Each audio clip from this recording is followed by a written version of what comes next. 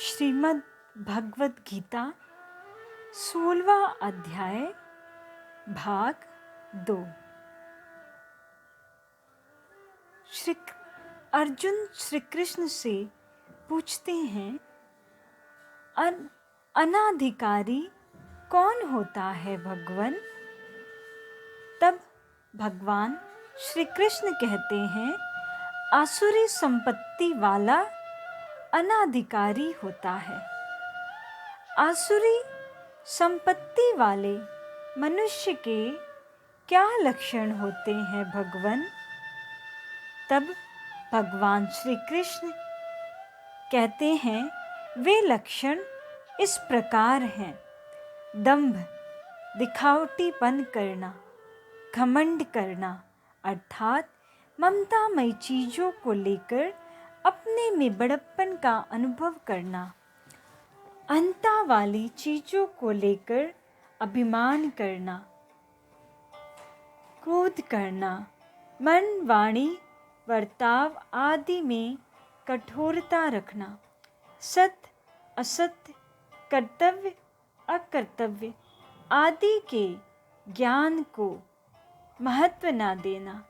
हे प्रथानंदन, ये सभी आसुरी संपत्ति को प्राप्त हुए मनुष्य के लक्षण हैं, अर्थात इन लक्षणों वाला मनुष्य प्रायः मेरी भक्ति का अधिकारी नहीं होता। इस दैवी और आसुरी संपत्ति का क्या फल होता है भगवान? दैवी संपत्ति मुक्ति देने वाली और आसुरी संपत्ति बांधने वाली होती है, परंतु हे पांडव, तुम्हें शोक चिंता नहीं करना चाहिए, क्योंकि तुम दैवी संपत्ति को प्राप्त हुए हो। आसुरी संपत्ति बंधन कारक कैसे होती है भगवान? इस लोक में दो तरह के प्राणियों की सृष्टि है, दैवी और आसुरी। दैवी संपत्ति को तो मैंने विस्तार से कह दिया। अब हे पार्थ, तुम आसुरी संपत्ति को विस्तार से सुनो। आसुरी संपत्ति वाले मनुष्य किसमें प्रवृत्त होना चाहिए और किससे निवृत्त होना चाहिए, इसको नहीं जानते, तथा उनमें न तो शौचाचार बाह्य शुद्धि होता है, न सदाचार श्रेष्ठ आचरण होता है, और न सत्य पालन ही होता है। उनमें शौचाचार आदि क्यों नहीं होते हैं भगवान? उनकी दृष्टि ही विपरीत होती है। वे यही कहते हैं कि यह संसार असत्य है, अर्थात इनमें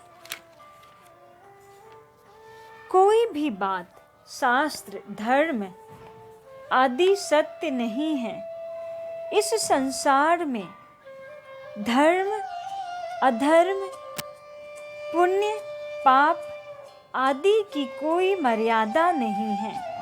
इस संसार को रचने वाला कोई ईश्वर नहीं है, किंतु स्त्री को पुरुष की और पुरुष को स्त्री की इच्छा हुई तो दोनों के संयोग से यह संसार पैदा हो गया।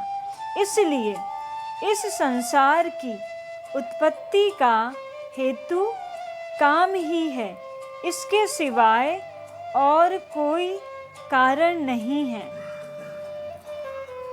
उन आसुरी संपत्ति वालों के कर्म कैसे होते हैं भगवान?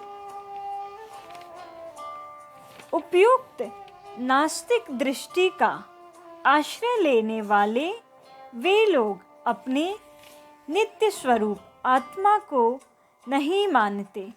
उनकी बुद्धि तुच्छ होती है।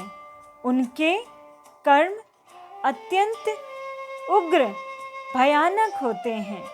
वे जगत के शत्रु होते हैं। ऐसे मनुष्यों की सामर्थ्य दूसरों का नाश करने के लिए ही होती है।